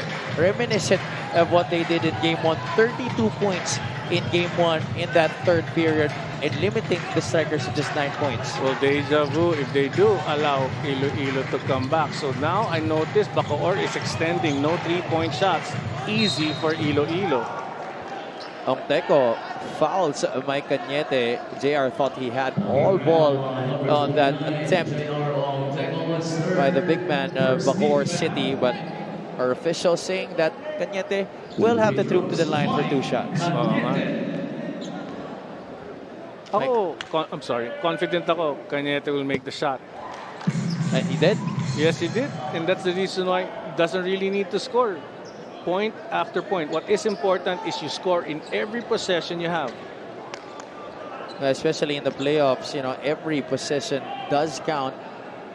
And Coach Alex Angles can only hope that his strikers will continue their stellar play here, especially in this quarter where it is very crucial that they make a good performance. And the discipline. I'm pretty sure Coach Angles wants them to be, hey, mindful of, let's not go for the threes. We're up. Let's play disciplined basketball. We just need to make stops and continue to score, whether 1, 2, or 3. 51 to 30, 20-point, 1-point lead by Bacoor right now. 14 seconds to shoot. Ball tapped out of bounds. It's going to be a sideline throw in here for the United Royals. Armenion, Navarro, Katapusan, Larupay, and Flores. The same starting 5 to begin the third quarter for Coach MC Evolucion. That's going to be a foul against Mike Cañete. Well, Cañete was showing that he was just hacking his way, trying to get that ball. That's his second foul. Very crucial. He needs to be in the ball game to make his presence felt. He's playing good defense, but when your man is not facing the basket, you don't need to be tapping that arm and getting that foul. Navarro, 6 assists already in this game. Remember, he had 14 in game 1. Tries to set up Josh Flores, but Flores couldn't knock it down. Aaron Heruta hands it off to Mark Yee. Yee, free for 3. That's off to the right. Cañete tracks down the offensive rebound. Tries to hook a pass to Mark Yee. Correct me if I'm wrong. Cañete had a straight pass to the basket. Could have finished. A little bit too unselfish on that occasion para kay Mike Cañete. Sometimes talaga, no, you do things you mean well, but it just plays against you. Parang lalim ng hugot mo doon, Coach. Ha? Hindi. Yeah, I guess. Biglang nakita ko, natauhan ako sa presence ni Commissioner dumaan sa harap natin. Armenion, who has been doing a good job of producing. Just like that guy, CJ Katapusan, kissing it off the glass through the contact and a chance for one more. I'm going to call Marky out. Complacency. There you go. This man continues to move. He just stood there. Very rare for Marky to allow somebody to get the rebound. Yeah, that's right. You know, he's one of the best rebounders, if not the best rebounder we've seen here in the league. One of only 2 members of the 1,000 rebound club here in the league. Now, let's turn you over to Miss Andrea Andisha for a report. Mula sa panig ng Iloilo, based on Coach MC's observation with Bacoor pressuring them hard, nawawala daw sa comfort zone ang kanyang mga players, and that's where he expressed his dismay. Dahil wala sila sa kanilang comfort zone, seems like his boys don't perform anymore. They don't execute anymore. The way he sees it, dahil pinapahirapan sila ng depensa ng Bacoor, it's like his boys are giving away the ball. Kinakain din daw sila sa ibaba, nakukulangan siya sa effort at sa pusong nakita niya noong Game 1. Mula naman sa Bacoor, with the lead that they have right now, Coach Alex says we've been in this situation in Game 1, but we will make sure that we won't get the same result. So far, Coach Alex likes what he is seeing. Ang gusto niya pang makita is the consistency and to take every possession seriously. Have you, Coach JV? Thank you so much, Andrea. Thank you, Andrea. Comfort zone ang sinabi ni Coach MC Evolucion. They're not in their comfort zone right now, but I'd like to counter that. Isn't it when you are under so much pressure that you get to get the best out of you? Yes, tama ka dun. But at the same time, you have something you can't control. The defense of Bacoor. Bacoor right now is controlling the offense of Iloilo, and that's why they're not able to execute. Kaya napafrustrate din ang mga players. So, composure, we go back to composure. I like what Andrea pointed out yung tungkol sa mga coaches. Coach Alex, same thing. He knows he's been here. Now, all they have to do is just forget the past and do what is right for today. Let's see if they can finish the job. So far, so good. They're doing a great job at maintaining this cushion right now of the Bacoor City Strikers. They're up by 19 at this point. 5 minutes and 59 the time remaining here in the third. Simple basketball, Javi. If you're down by this much, ano ang hahabulin mong tira? Tres. What is Bacoor doing? Extending. No easy threes. Kung pumasok man, dahil sa dasal. Pero challenge every shot, no fouls on those threes. Katapusan, can he spark another big run here by Iloilo? Fadeaway jumper is no good. Nunez gets a second chance opportunity. Flores overshoots. He has been struggling in this game. Wow, 2 shots opportunities, offensive rebounds. Larupay was waiting for it at the corner, but it goes to Katapusan. That's the same area where he hit that game winner in game 1. Oh, fadeaway bank shot. Strikers now with possession. Katapusan gambles. Yi makes him pay. Almost a 3-point opportunity. But he will have to get those 2 points from the line. Foul will go against Mark Nunez. That is number 2 against Mr. Nunez. Smart decision there by Marky, just going strong to the basket. Di naman kailangan pumuntos. Basta makuha sa linya, that's good enough. Marky with already 7 points and 7 rebounds in this game, plus 3 assists. A couple of offensive rebounds that gave his team a chance to score. That's been a big part of why the Strikers have been able to hold on to this advantage. It's because of their offensive rebounding, crashing the glass and getting a lot of possessions after that. I noticed kasi yung players ng Bacoor, nababox out nga sila, pero yung mga arms nila that are long reach out for the ball. So when you do box out, pati yung kamay ng rebounder na binabox out mo, ipitin mo dapat yun, Javi. It goes both ways. Nermal forced to kick it out. Kwekotay overshoots that one. And it's going to stay with the Strikers with a fresh 14 on their shot clock to work with. Let's take a look at this last move by Josh Flores. And we now see the lucky fan of the game, brought to you by Nexus 88 Gaming. Great move by Josh Flores, squeezing himself in. But then again, Kwekotay answering with a 3-point shot. Kwekotay already with 8 points plus 6 rebounds. A lot of good all-around performances from the Strikers today, Coach JV. Oh nga, pero great inbound pass to Kwekotay. Great penetration there by Flores once again. That's only the second bucket of the game for Josh Flores. He was one of 5 guys in double figures for Iloilo in game 1. Eruta, cross-court, Kwekotay, same spot, same result.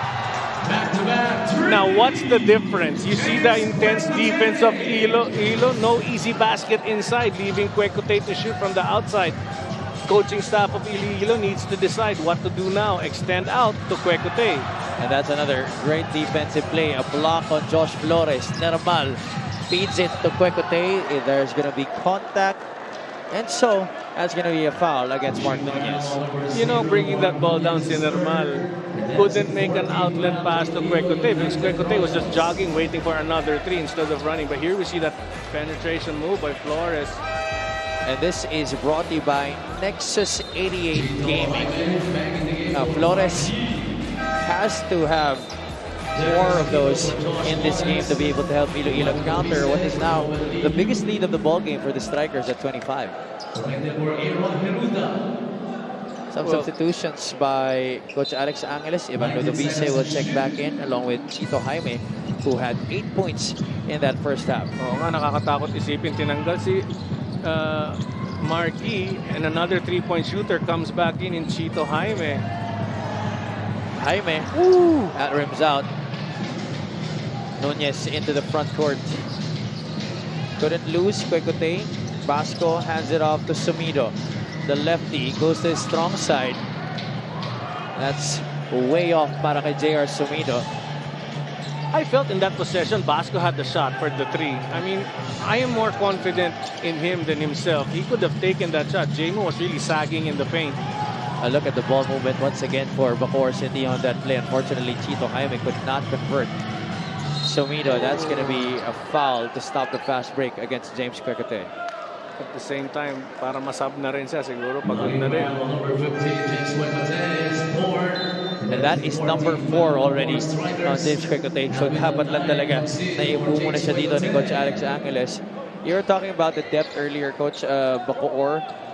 And that's why it's more heartbreaking for them to lose that game 1. It's because alam nila na dapat denominate na talaga nila yung Bacoor and got that victory. This could have been an opportunity for them to sweep. But unfortunately, this is a game where they have to win, a must-win situation. A must-win talaga. And right now, it seems they've gathered themselves and came to this game prepared.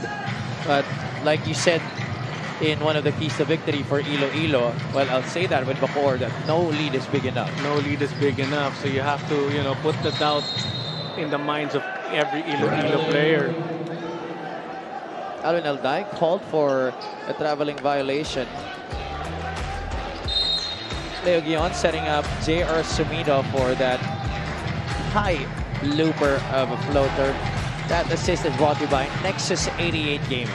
I recall in the first game, itinanong sa'yo, what should the coaches say pag you're up 20 points?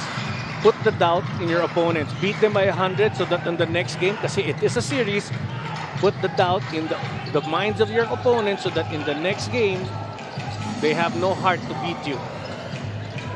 Make them doubt. But walk us through how different is the preparation and practice for teams in a playoff series. Well, here's the thing. The way Bacoor lost, all they had to do was point out what made them lose. And it was their own fault. Aside, of course, not taking away the efforts of Iloilo.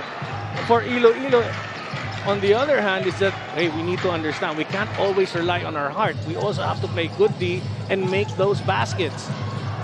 Well, heart doesn't really matter if you can't execute on the floor. Tama ka dun. Katapusan attacks the defense of Egilos. That's a forced shot.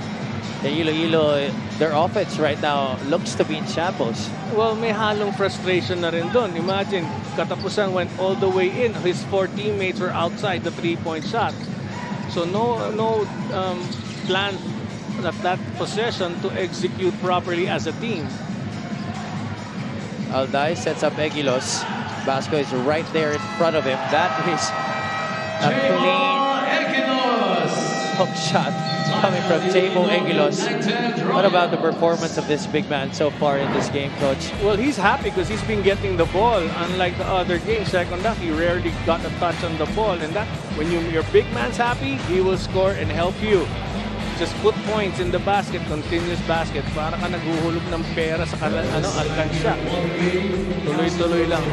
And he is now the second player in double-digit scoring para sa Bacoor City with 11 points. 62 to 37, 1 minute and change remaining here in the third.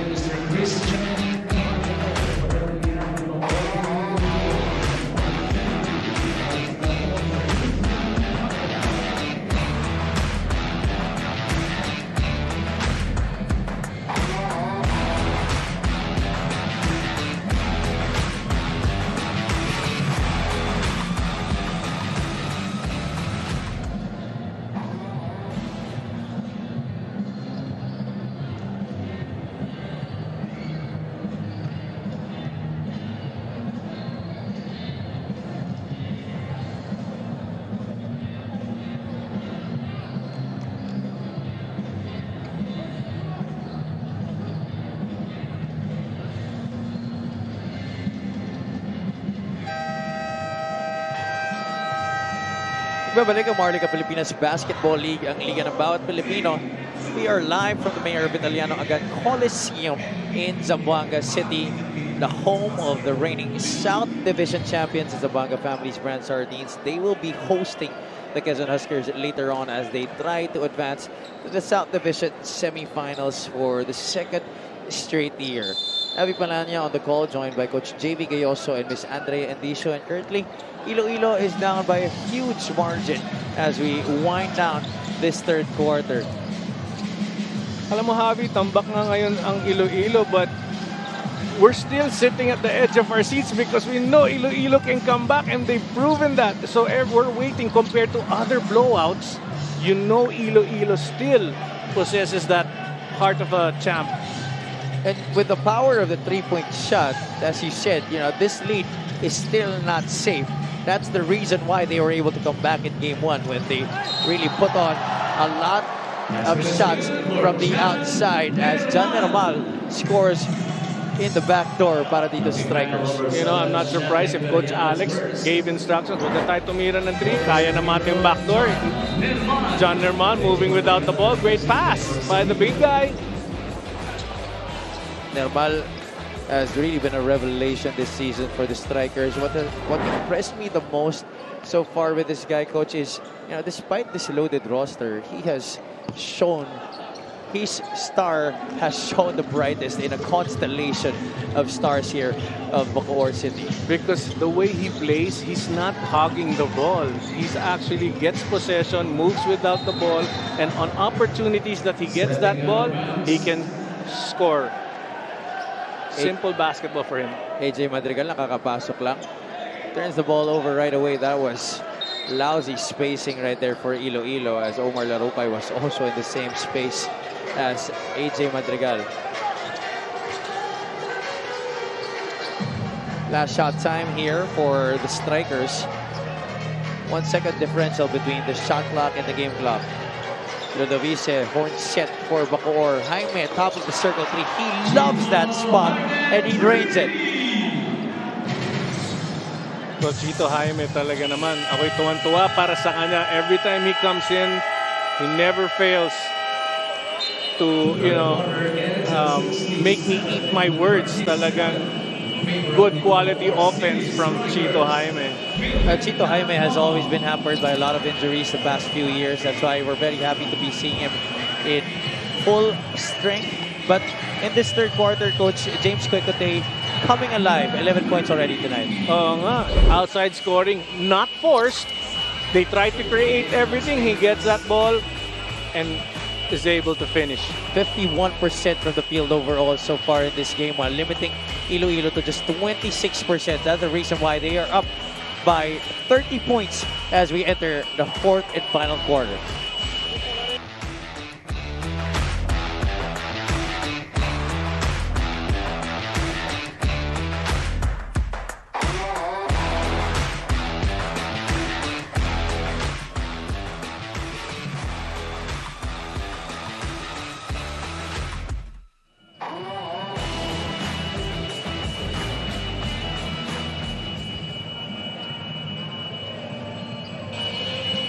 Presenting our Suzuki Muscular and Sporty fan of the game. Just like the Avenus, do more and achieve more with the Muscular and Sporty scooter from Suzuki, the Avenus. Oras na para magmotor. I'd like to thank Suzuki for being a constant supporter of the Mpbl this season. There have been a lot of winners of that Suzuki Avenus throughout this year. I heard back-to-back. Ilang back-to-back, Coach? Talaga. I think more than 5 na ang nanalo ng motor this season. Wow. Because of the half-court shootout. Tama yun. Good for them. Sa ngayon, ang nananalo ay ambassador natin na ayaw humintong bumusina. Yeah, we're hearing this resounding noise by the buzzer here inside the Coliseum. We're trying to fix that right now before we resume action. Akala ko nga cellphone ko pero hindi pala. Lakas naman ang ringtone ng cellphone. Oo nga, kasi matanda na tayo. Siyempre, kailangan malakas talaga. Once again, we are very happy to be back here in Zamboanga City. Later on, the Families Brand Sardines will be facing the Quezon Huskers at 8 o'clock p.m. in their own best-of-3 matchup. That's going to be Game 2 as Zamboanga tries to advance to our division semifinals. We'll take a quick break as we try to fix things here inside the venue.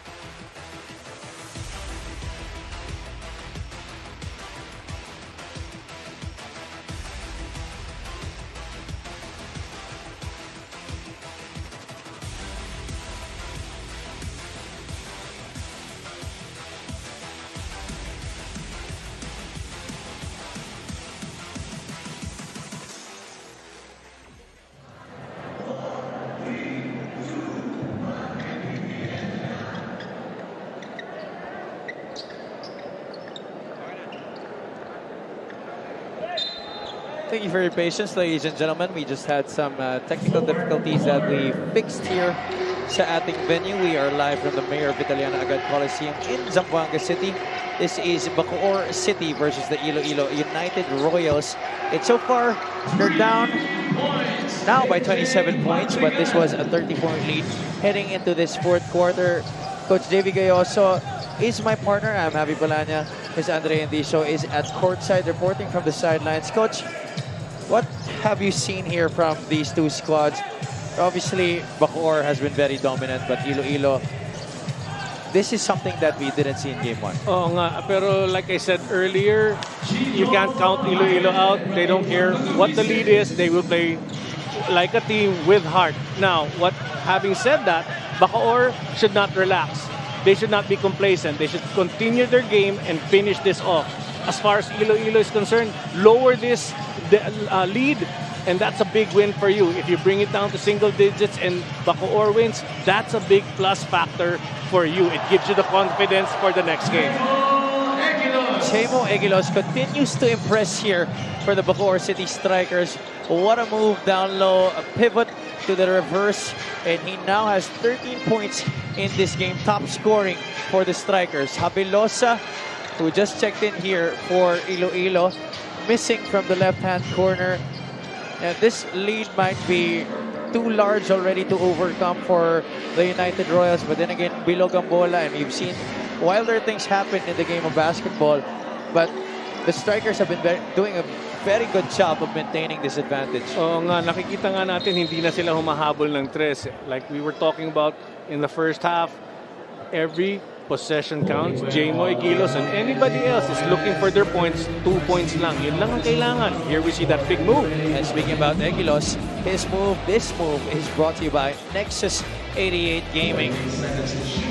Jamo Egilos, we already mentioned how people have been forgetting how great of an offensive player he is, especially down low.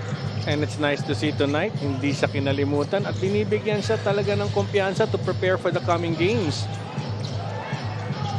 Shaq Imperial, he has been a missing link today para sa United Royals. Only 3 points after going for 12 in that Game 1 victory. He was one of the guys who sparked that rally in the third quarter. 17 of those 32 points together with Josh Flores in Game 1. Tama ka doon, pero hats off kay Nermal for actually showing up. Iniba ni Imperial ang kanyang tira. And talk about showing up.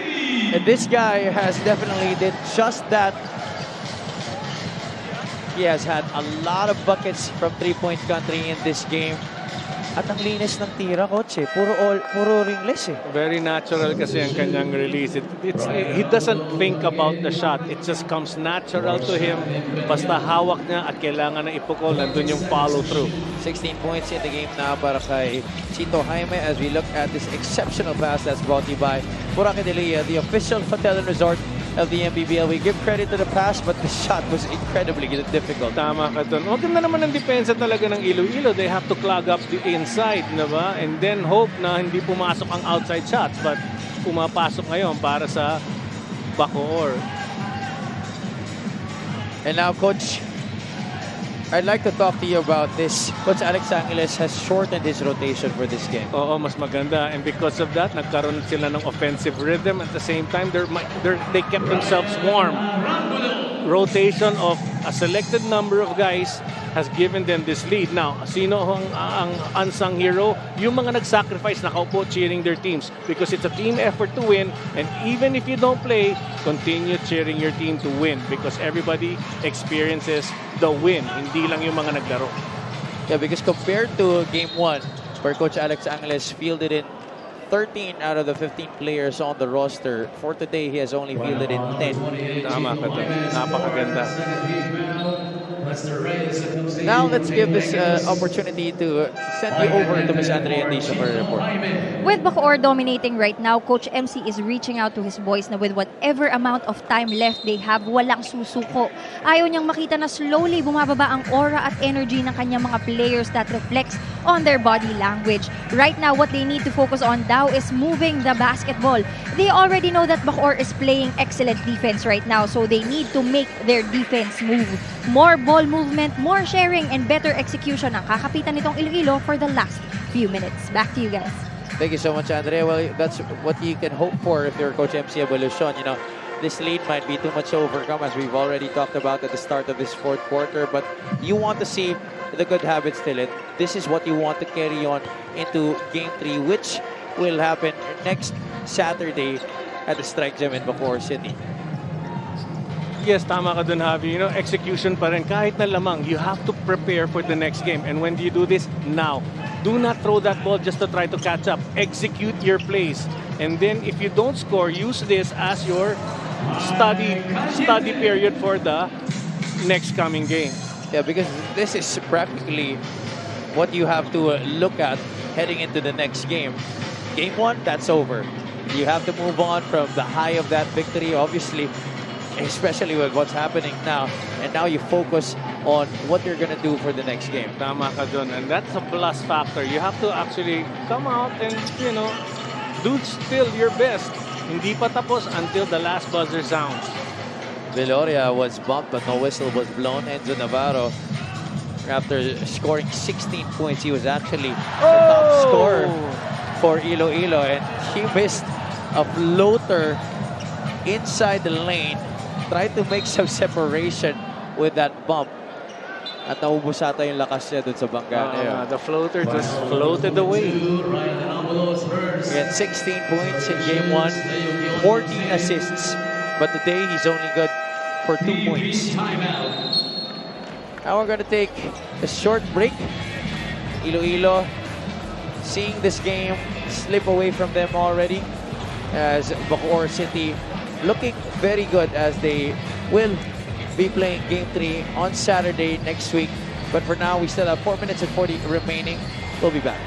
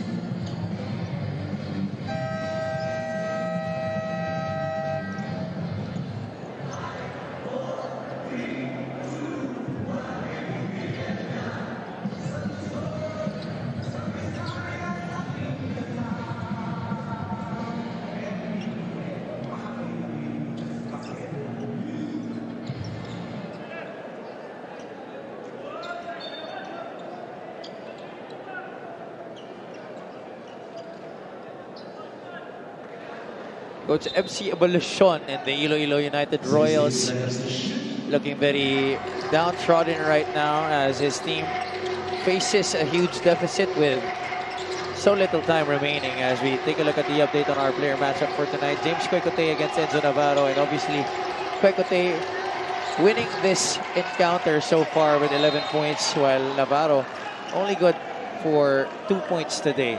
Ang kagandahan dun, Kwekote had great percentage in his shots. He wasn't forcing anything. He contributed when it was needed the most. And that really just burst the bubble dito sa Iloilo team now. Having said that, Iloilo team should not have their heads down. They won the first. Everybody expected this reaching the third. Another timeout taken here on the floor. We'll take another short break. 76-42 is the count.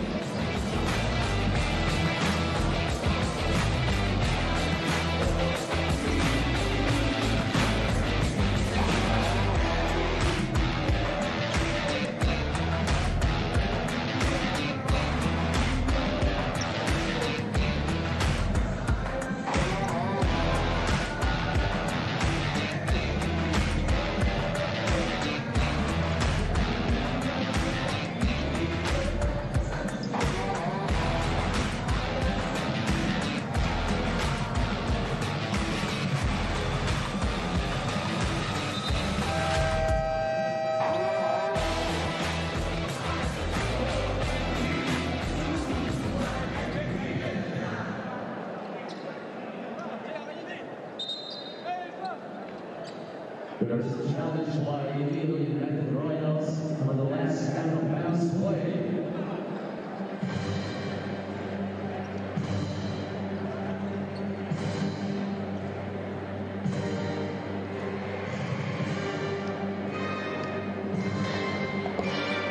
right, we're back here inside the Mayor Vitaliano Agan Coliseum in Zamboanga City. Coach MC Abolition utilizing his coach's challenge right now as they try to see if they can overturn this last out-of-bounds play that was turned into the favor of the Bacoor City Strikers. But currently, yeah, they're facing what could be an insurmountable margin right now with only 4 minutes and 21 seconds remaining, and he practically has emptied his bench as Ryan Arambulo and AJ Madrigal entered the game para sa kanila. Coach, you were talking about making good habits and trying to use this last 4 minutes to try and carry on over good things into the next game. Yes, that's of course wishful thinking on my part, but then again, you also want your starters, your truly used players, to get enough rest. They're gonna be flying back to Manila. Rest maybe a day, prepare again para dito sa Bacoor team because they're gonna play in Bacoor. Very tough to win there. Although they did, they just have to go back and do the proper, adjustments again based on the game that they saw here. Now even Ragni Cinco has checked in right now para sa Iloilo. I like what coach did, to challenge this decision by the refs to give the ball to Bacoor. I would do the same thing. Nothing to lose. Malay mo, makalusot ka pa to prevent the possession ng Bacoor. You have nothing to lose. Get rid of that. Get rid of that opportunity to challenge. Well, favors Bacoor pa rin. And that's the beauty sometimes of playing a series. You sometimes can afford to lose a game or two, especially if you've won the first game. As Mike Cañete gets away to slam it home. That's the second double of the game that we've seen so far. This is the first coming from Mike Cañete. Earlier we saw Jan Normal throw it down in the first half. Cinco missing the getaway drive. And again, Coach, Iloilo is very lucky that they won game one. Yes. That's why they can afford to lose this one. But going into game 3, how do you think their mindset should be as even Lester Reyes joins in on the party here for the Bacoor City Strikers? They have been hitting on all cylinders today. Well, ngayon nga, maganda rin. Aside from the game favoring Bacoor because of their execution, breaks fall in their favor because yun nga, nakaka-frustrate na rin. Tall order for Iloilo to try to win back-to-back, and that's tough to do. I don't think Bacoor ever lost back-to-back. So it's a given. Now, the next game is back to one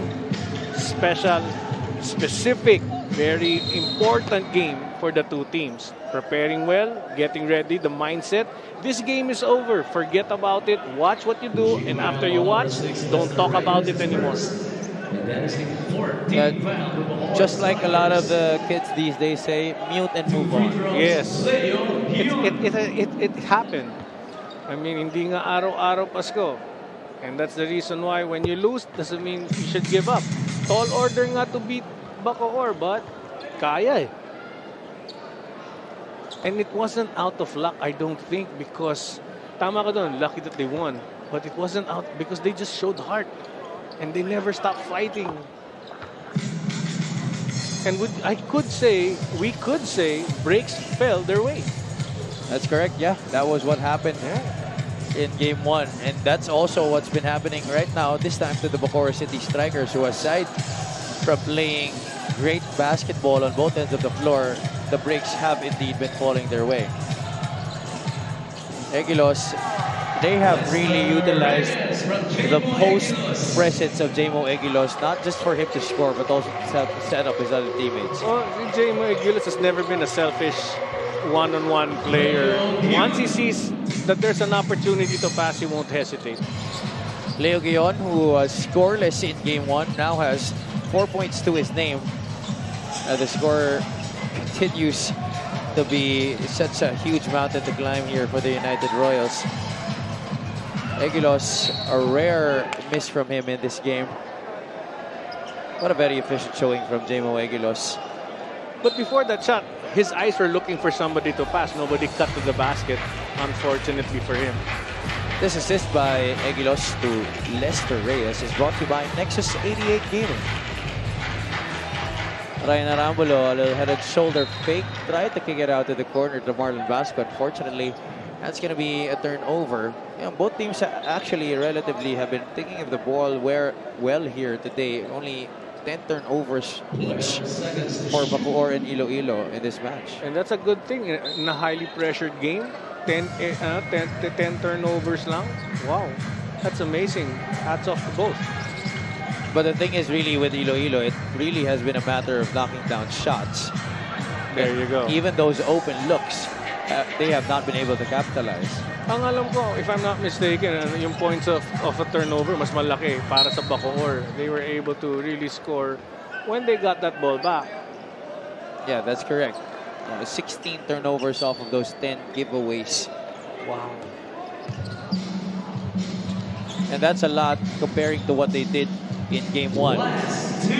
So definitely the reasons why they were able to climb up to the #1 seed in the South during the regular season, pinakita nila today. Right. And I hope their trip, itong Bacoor, I hope their trip back to Manila, they realize the flight, the trip, the ride on the plane. Aangat ka nga ng ganon, pero you come back down, be humble and prepare well. Do not be swell-headed. I wanted to find a nicer word to say, but don't be swell-headed and just come and play on your third game. Cinco will try to answer back. What about Lester Reyes, coach? He already has 2 3-pointers here in the fourth quarter. Pareho pang pabanda. Parehong pabanda. Pinapakita niya, kaya niya rin bumanda. Sadly for him, it's not the winning basket. Nananalo na sila. Decoy Lopez would like to join in on the party. Eguilos just freely getting the offensive rebound. It's scoring once again. Has 15 points now in the game para sa kanya. Actually, together with Chito Jaime, 2 former Zamboanga Families Brand Sardines players. And there you go. J.Mo Eguilos, now the 27th player to enter the 1,000 points club here in our league. Wow.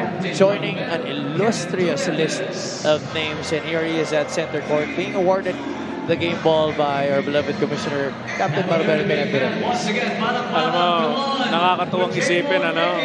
Pero if you set aside what is actually being awarded, isipin mo rin, tagal na ni J.Mo Eguilos dito since day 1 of member of the first championship team, Batangas. Yeah, he's bounced around a lot of teams, and one of the players who have actually vast finals experience dito sa ating liga. Sabi nga ni Coach, was part of that inaugural season champion Batangas team. Last year, also reached the finals with Zamboanga, unfortunately just losing to Nueva Ecija. And now, he has a chance to take this Bacoor City team all the way, but that's also only if they are able to get past Iloilo, who you cannot count out yet because there will still be a Game 3 happening next Saturday at the Strike Gym in Bacoor City. Viloria able to score his first basket of the game. This is a guy who has seen his minutes dwindle this season because of the loaded roster that the Strikers have retooled with this year. But of course, he is part of that Bacolod core that transferred on over from last year dito sa kupunan ng Bacoor City. Ang kagandahan nga nun, it's the sacrifice that these players are willing to do for the team, you know. Basta manalo, I'm pretty sure they had enough playing time during the elimination round. But this time come playoffs, you get to know who gets to play in crucial situations. And that's the silence and the acceptance and just the professionalism of playing with the teams and winning. That's great enough. And there you go. That is it for Game 2 of your Division Quarterfinals series between the Iloilo United Royals and the Bacoor City Strikers, with the team of Coach Alex Angeles winning in very dominating fashion. One thing that I'm sure they would also say they should have done in Game 1. Yes. Easy to say, tough to do. Ito lang, nakakatakot isipin. Player of the game! Ooh! But a lot of notable performances in this game, Coach, but you had to pick J-Mo Eguilos, especially after that monumental achievement that he got. Oo nga, J-Mo Eguilos, best player of the game. Pero hats off, isasama natin Chito Jaime. Great performance on his part. We just had to give it to the big guy because everything stemmed from him. His inside performance and outlet passing to his teammates. It was really tough for Iloilo to defend. And those points that he scored were coming off the bench. So he didn't start this game, but tama ka, he set the tone when he entered this ball game. Our best player of the game is at courtside with Miss Andrea Andicio. First of all, congratulations. J-Mo, kagaya nung game 1, malaki din ang naging lamang ninyo during the first half. Pero ano yung ibang ginawa ninyo ngayong game 2 at hindi nyo na pinahabol itong Iloilo? Unang-una yung depensa namin. Kaya kailangan namin na higpitan pa. Kasi nung game 1 namin, yung depensa namin nung second half, medyo nanamlay kami. Kaya ngayon, first quarter hanggang fourth quarter, kailangan namin yung depensa nandun. That game 1 was a tough loss for you guys. Pero ano ba yung biggest lesson na natutunan ninyo na ginamit nyo ngayong game 2 at pwede nyo ring gamitin sa game 3? Siguro yung sinabi ni Pastor Ferdinand na no mercy. Stay humble. Yun lang. Alright, J-Mo, meron ka bang gustong batiin o pasalamatan? Unang-una, nagpapasalamat ako kanila Mayor Strike, kay Boss Dennis, ay kay Boss Robert, kay ng Boracay de la Ia, kay Ma'am Lai, kay Boss John Metra ng Bicol, Mrs. ko nasa bahay, saka yung mga bata. Pamilya ko sa La Union. Hail sa kanyo. Thank you so much. Once again, that is J-Mo Eguilos, our best player of the game, brought to you by Nexus 88 Gaming. Back to you guys. Thank you so much, Andre. Congratulations once again to J-Mo Eguilos and the rest of the Bacoor City Strikers. Also, for him getting his 1,000th point of his Mpbl career, the 27th player in the league to do so. What a game for the Strikers, Coach. Very dominant victory. Imagine that. A 40-point margin in Game 2. What a statement this game para sa kanila. Well, everybody expected this, no? It's the reaction na lang ng Iloilo. What we were all trying to wish for na lumaban, but they tried their best. This time, Bacoor just played an exceptional ball game. In just a bit, we will be having our main event for this evening. The Zamboanga Family's brand Sardines try to advance to the next round against the visiting Quezon Huskers.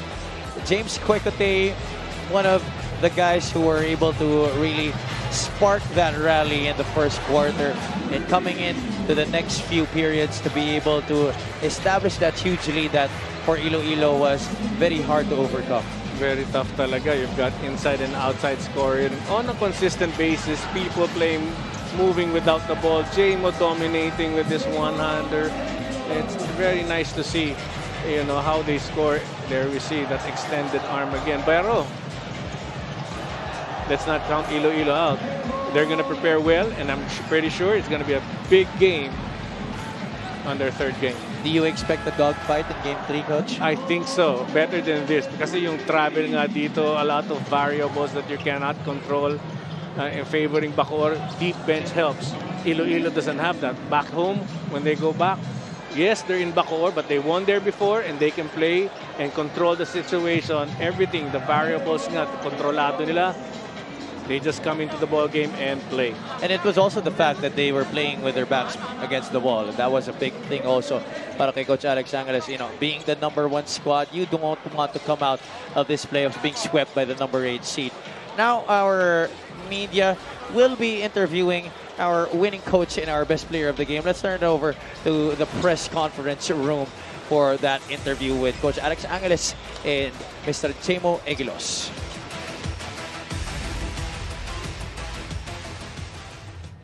Buenas noches, Zamboanga. Welcome to the Mpbl post-game press conference.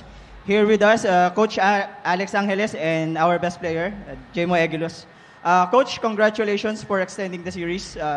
Coach, it's obvious na kailangan manalo ng striker. So, ano yung mga naging adjustments ninyo from Game 1 up to this game? Papunta dito sa Zamboanga, Coach.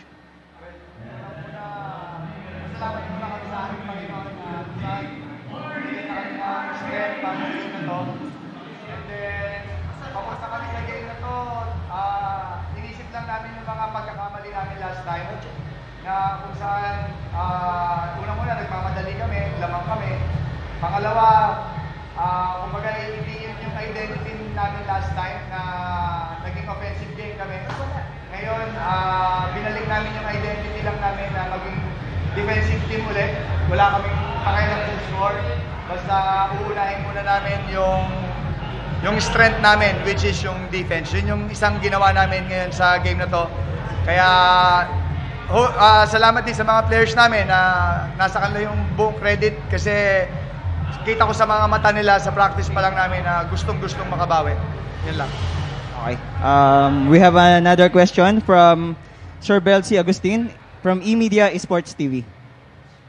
Thank you po, Coach Alex Angeles. I saw your game last Saturday. That was a deficit of 23 ata points on the third quarter. Tonight, you did not just retaliated, but you devastated.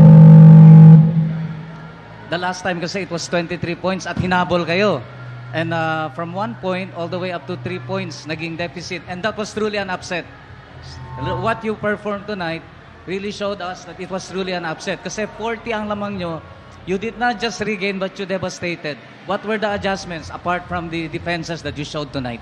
Well, ulitin ko lang naman, yung defense number 1. Pangalawa, nung halftime kami kanina, pagpasok namin, sinabi namin sa bawat isa na hindi kami magre-relax lalo sa game na to. Ang basketball naman, it's either you win or you learn. So, last game, talagang blessing in disguise. Hats off sa Iloilo. Kumbaga sa gold, pinalabas sa amin. Kumbaga, piniga nila kami. Para mapakita namin kung sino talaga yung Bacoor basketball. Yun lang naman.